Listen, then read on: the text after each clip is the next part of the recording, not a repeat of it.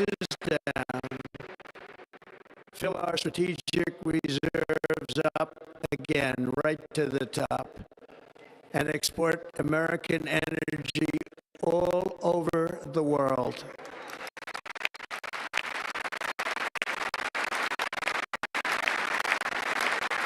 We will be a rich nation again, and it is that liquid gold under our feet that will help to do it. With my actions today, we will end the Green New Deal and we will revoke the electric vehicle mandate, saving our auto industry and keeping my sacred pledge to our great American auto workers.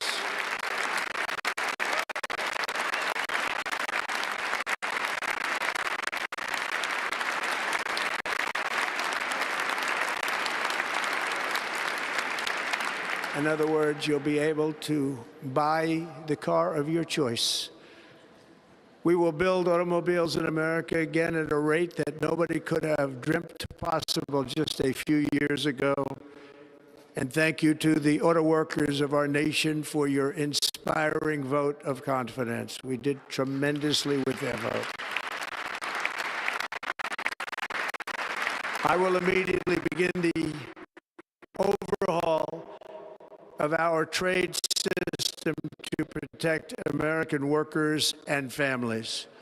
Instead of taxing our citizens to enrich other countries, we will tariff and tax foreign countries to enrich our citizens.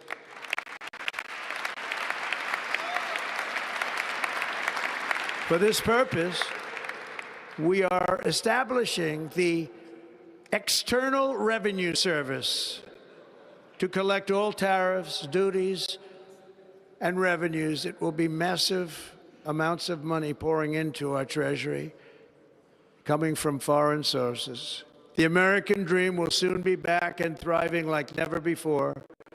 To restore competence and effectiveness to our federal government, my administration will establish the brand new Department of Government Efficiency.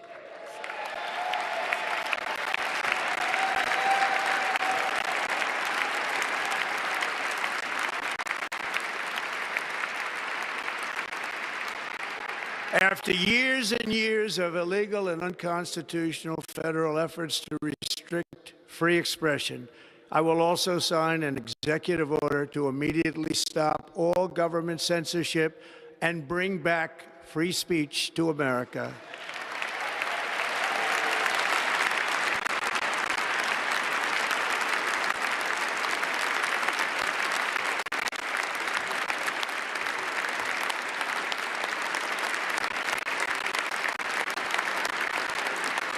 Never again will the immense power of the state be weaponized to persecute political opponents, something I know something about.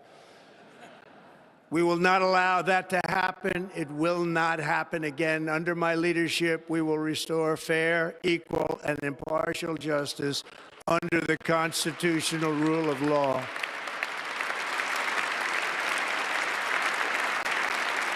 And we are going to bring law and order back to our cities. This week, I will also end the government policy of trying to socially engineer race and gender into every aspect of public and private life.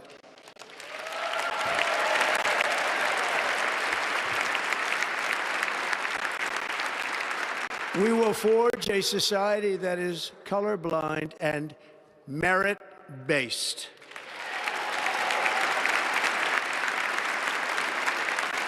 As of today, it will henceforth be the official policy of the United States government that there are only two genders, male and female.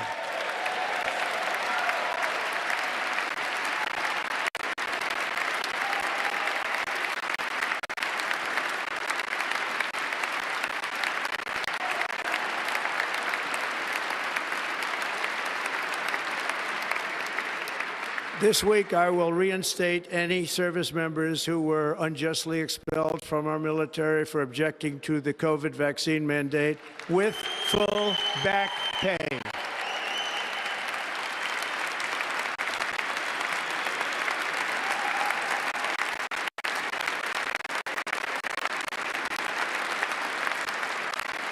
And I will sign an order to stop our warriors from being subjected to radical political theories and social experiments while on duty. It's going to end immediately. Our armed forces will be free to focus on their sole mission, defeating America's enemies.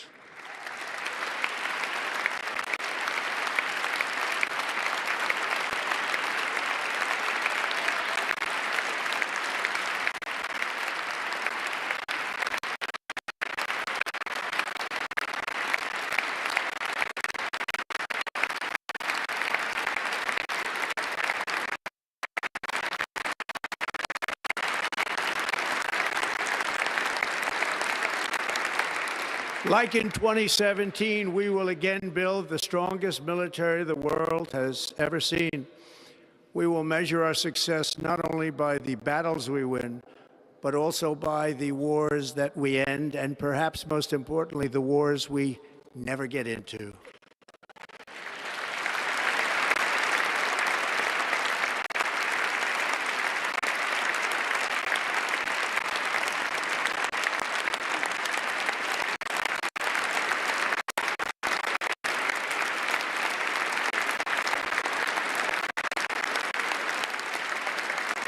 My proudest legacy will be that of a peacemaker and unifier. That's what I want to be, a peacemaker and a unifier.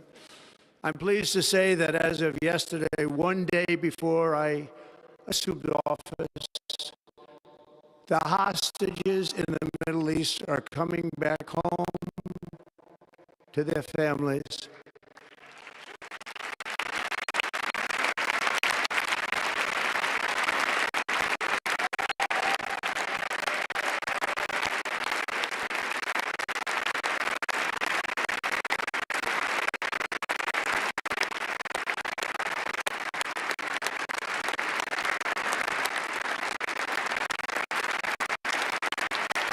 Thank you.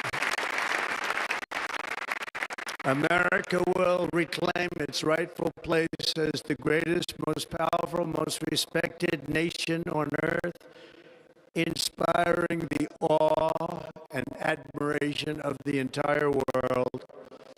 A short time from now, we are going to be changing the name of the Gulf of Mexico to the Gulf of America, and we will restore the name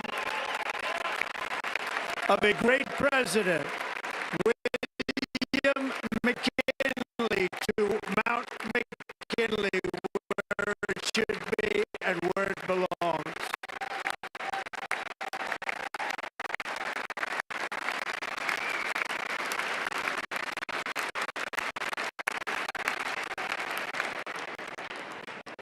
President McKinley made our country very rich through tariffs and through talent. He was a natural businessman and gave Teddy Roosevelt the money for many of the great things he did, including the Panama Canal, which has foolishly been given to the country of Panama after the United States. The United States, I mean, think of this, spent more money than ever spent on a project before and lost 38,000 lives in the building of the Panama Canal. We have been treated very badly from this foolish gift that should have never been made. And Panama's promise to us has been broken.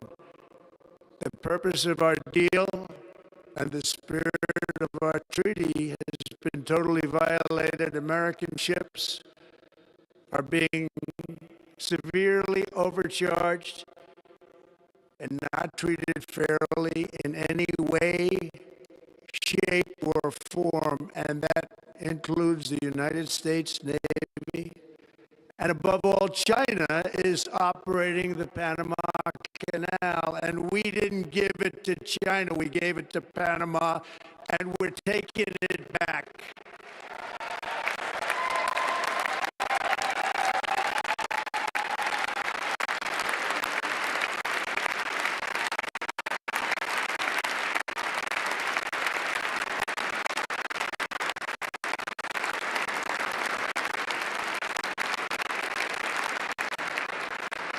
Above all, my message to Americans today is that it is time for us to once again act with courage, vigor, and the vitality of history's greatest civilization. So as we liberate our nation, we will lead it to new heights of victory and success. We will not be deterred. Together we will end the chronic disease epidemic and keep our children safe, healthy, and disease-free. The United States will once again consider itself a growing nation, one that increases our wealth, expands our territory, builds our cities, raises our expectations, and carries our flag into new and beautiful horizons. And we will pursue our manifest destiny into the stars, launching American astronauts to plant the stars and stripes on the planet Mars.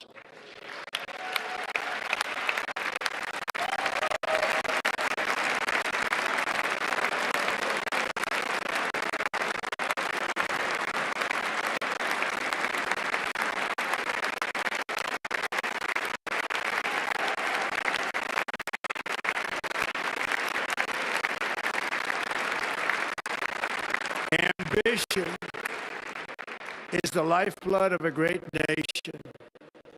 And right now, our nation is more ambitious than any other. There's no nation like our nation.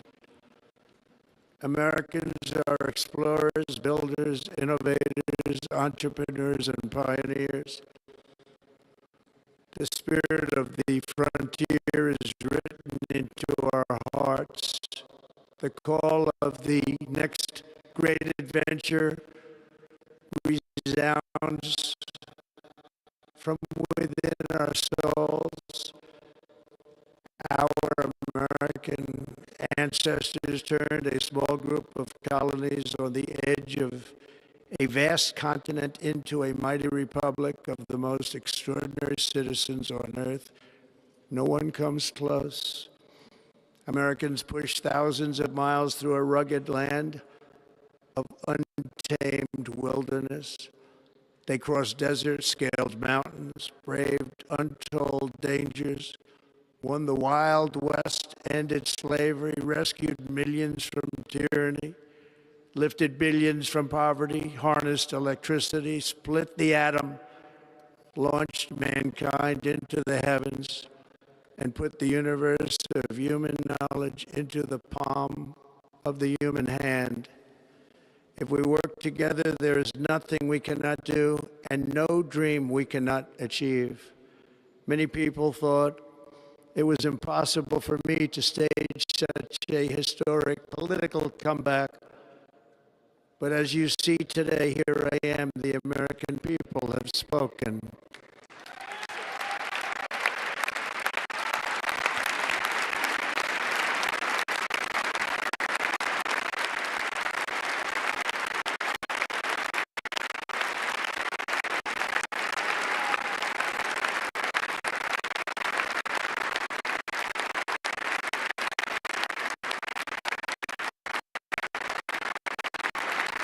I stand before you now as proof that you should never believe that something is impossible to do. In America, the impossible is what we do best.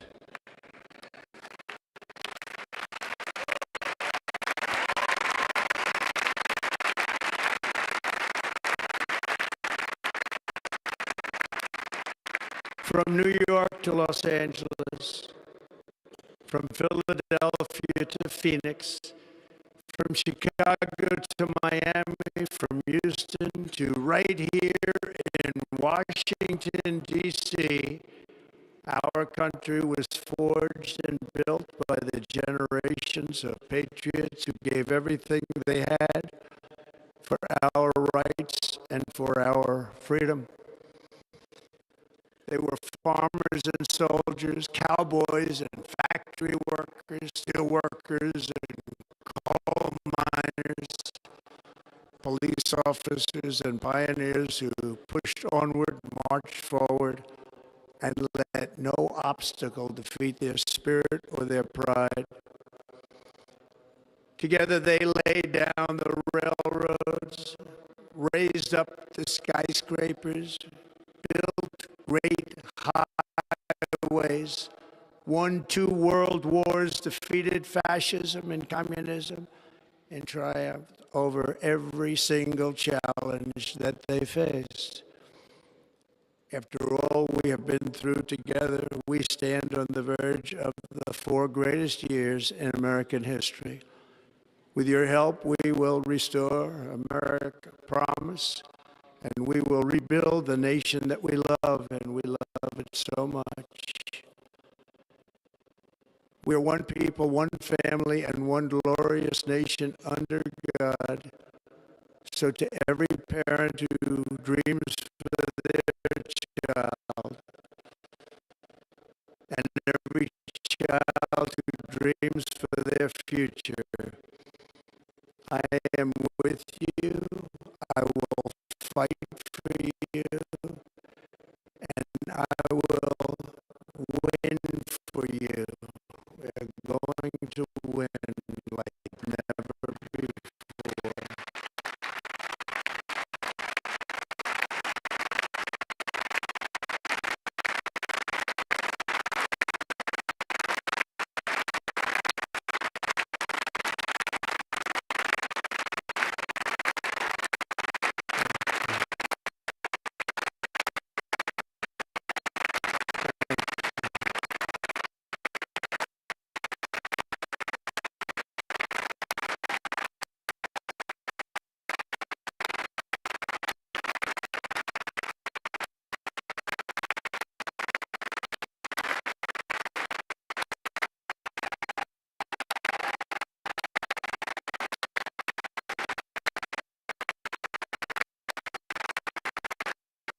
Skies for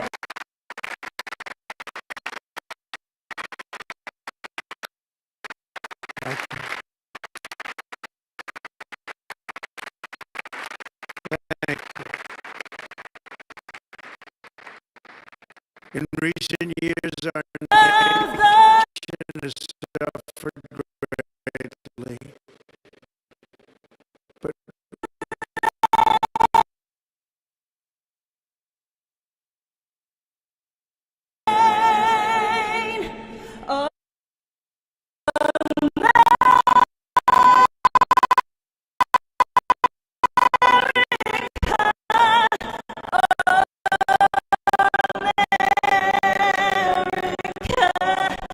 God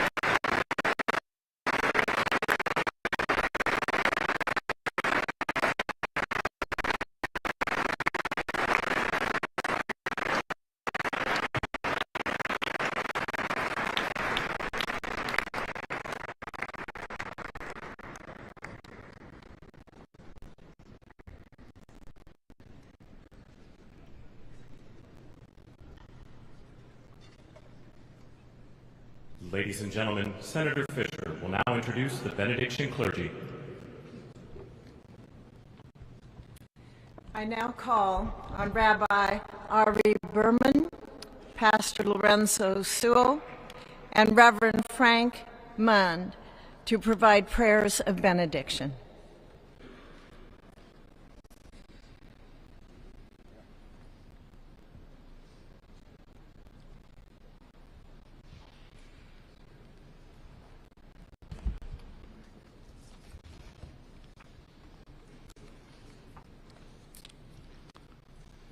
Let us pray.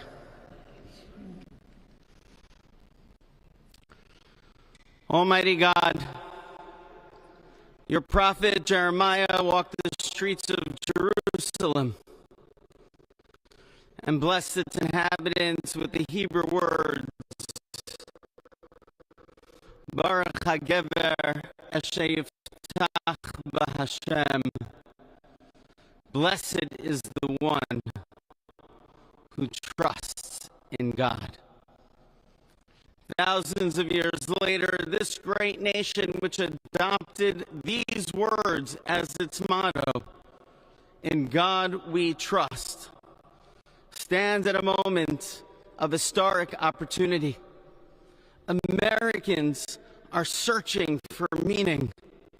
Our merciful Father, help us rise to meet this moment. Bless President Donald J. Trump and Vice President J.D. Vance with the strength and courage to choose the right and the good. Unite us around our foundational biblical values of life and liberty, of service and sacrifice, and especially of faith and morality, which George Washington called the indispensable supports of American prosperity.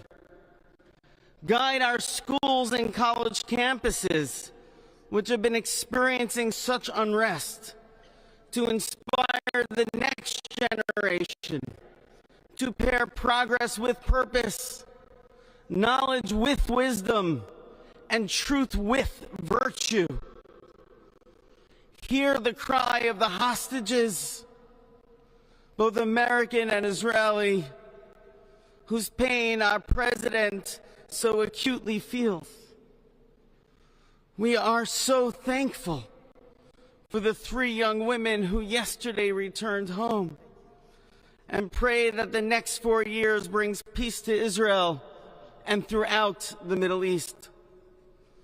Almighty God, grant all Americans the opportunity to realize our shared dream of a life filled with peace and plenty, health and happiness, compassion and contribution. Stir within us the confidence to rise to this moment. For while we trust in God, God's trust is in us, the American people. America is called to greatness, to be a beacon of light and a mover of history. May our nation merit the fulfillment of Jeremiah's blessing, that like a tree planted by water, we shall not cease to bear fruit. May all of humanity experience your love and your blessing. May it be thy will, and let us say, Amen.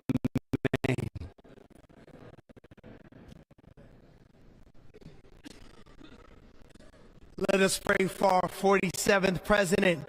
Heavenly Father, we're so grateful that you gave our 45th and now our 47th president a millimeter miracle. We are grateful that you are the one that have called him for such a time as this, that America would begin to dream again. We pray that we would fulfill the true meaning of our creed, that we hold these truths to be self-evident,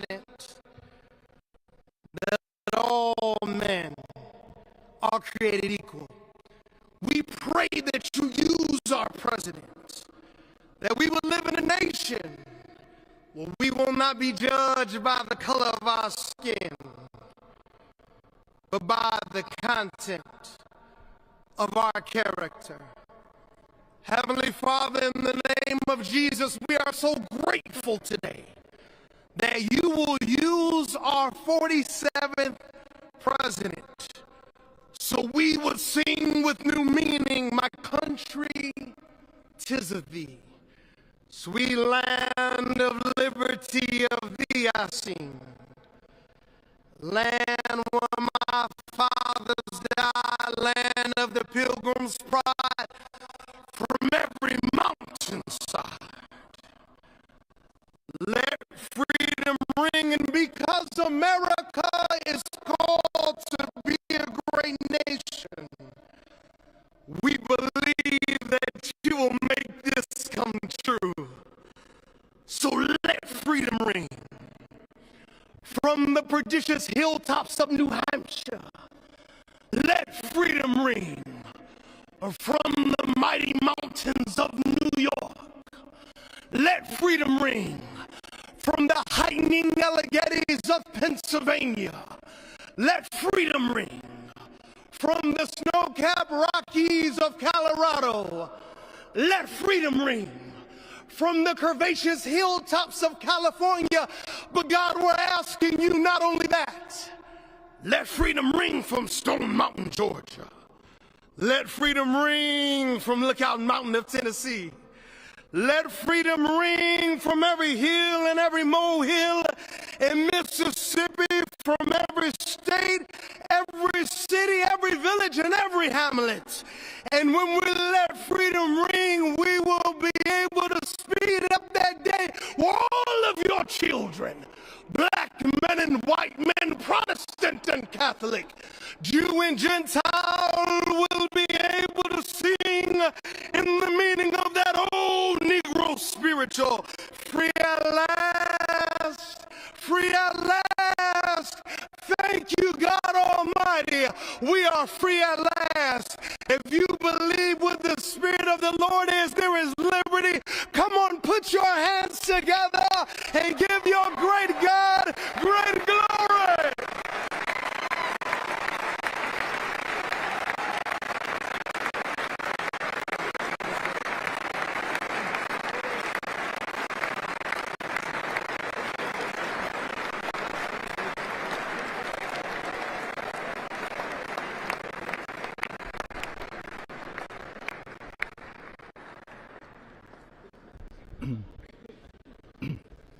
Almighty and eternal God, we gather here today in reverence, joined in our shared hopes and dreams for our beloved nation.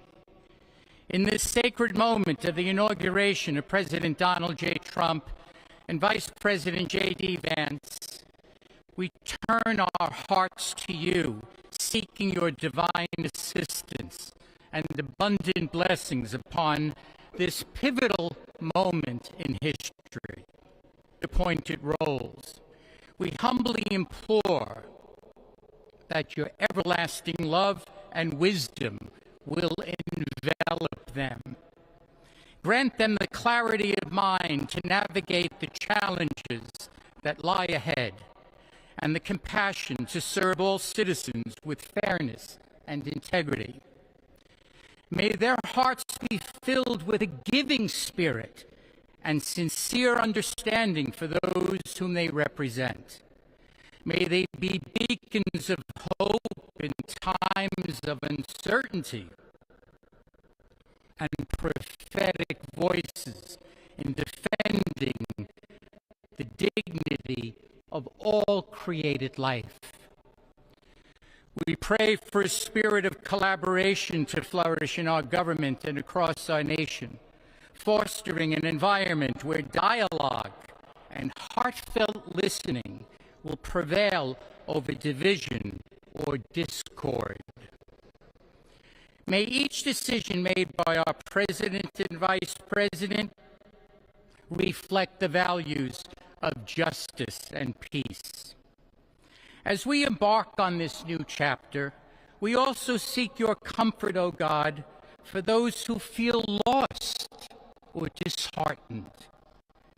In this time of transition, may your light shine upon them, reaffirming their belief in a brighter tomorrow. May we all strive to lift one another, supporting our fellow citizens with kindness and empathy, recognizing that together we can overcome any adversity. Grant us the strength to endure, the courage to face our fears, and the clarity to see the light that remains, even when clouds of uncertainty may gather. Inspire our new leaders to be champions for the vulnerable and advocates for those whose voices are often silenced. May they pursue policies that promote the well-being of all, seeking to build bridges that will foster unity and belonging. As we stand witness to this inauguration, we hold fast to our faith in the goodness of each of us and the possibility of change. We trust that with your guidance, O God, our nation can move forward to a future filled with promise, prosperity, and understanding. And finally, we lift our hearts in gratitude for the beloved parents of President Trump. Without Mary and Fred Trump, this day would never be the miracle that has just begun. From their place in heaven, may they shield their son from all harm by their loving protection, and give him the strength to guide our nation along the path that will make America great again. Let us go forth now with these words of President Trump's emblazoned on our hearts. As long as we have pride in our beliefs, courage in our convictions, and faith in our God, then we will not fail. We stand tall. We stand proud because we are Americans, and Americans kneel to God and to God alone. Amen.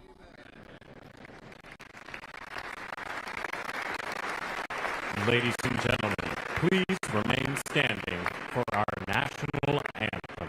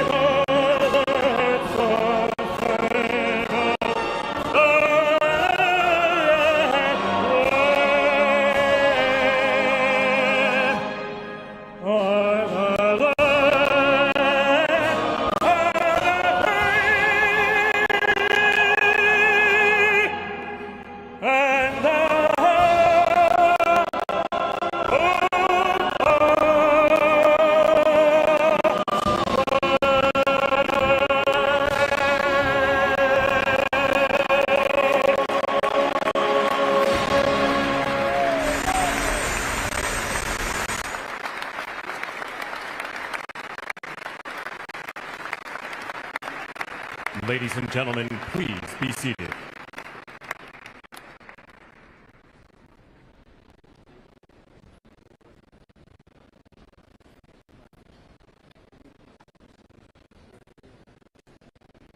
Ladies and gentlemen, please remain at your seats while the President and official party depart the platform.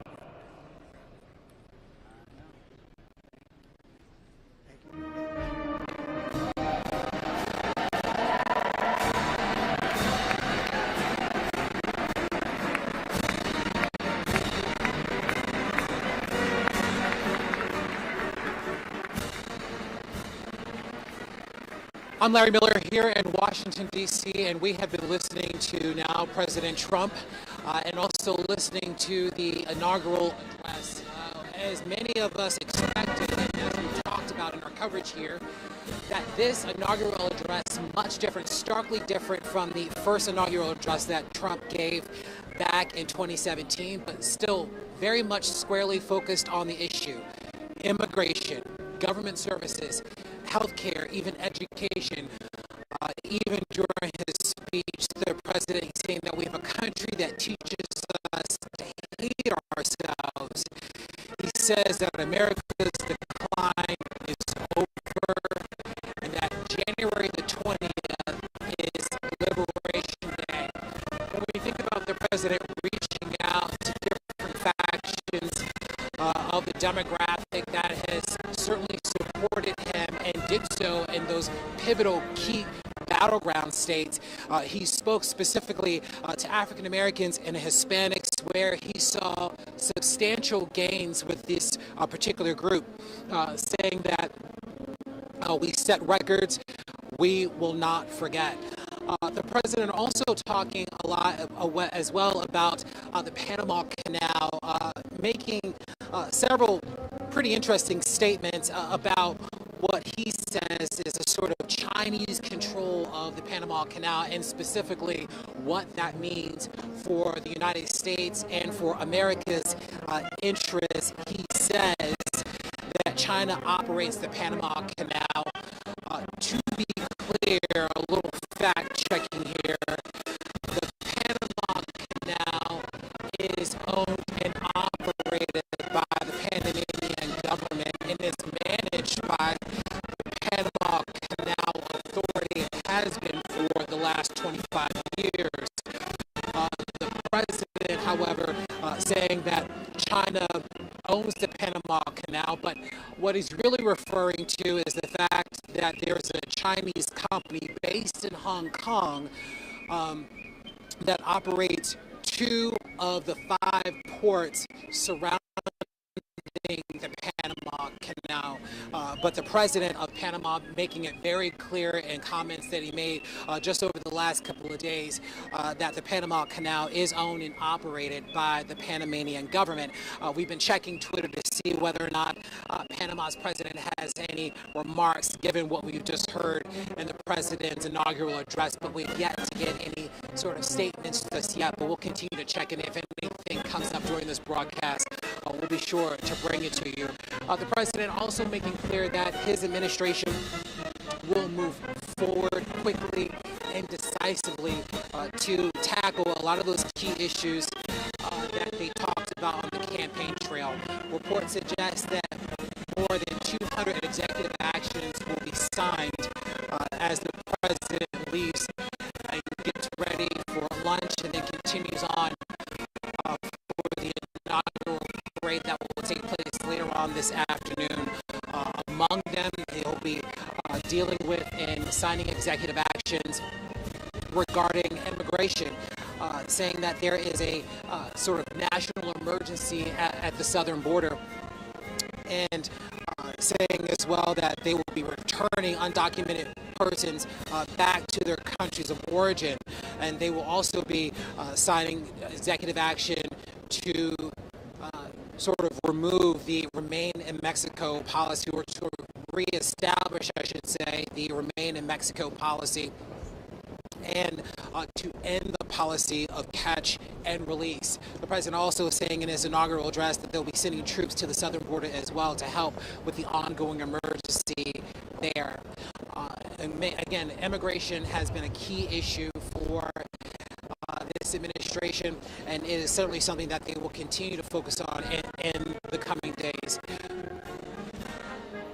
With that, we want to continue with our coverage and our anchors, Leslie, Lorenzo, and Simone, who are joining us right now in the studio. Our coverage continues of President Trump's second inauguration, and it begins right now. Right now, Donald Trump takes the oath of office, marking his historic return to the White House as the 47th President of the United States. So help me God. Congratulations, Mr. President. We set out to hear voices from across America, Washington, D.C. to Washington State.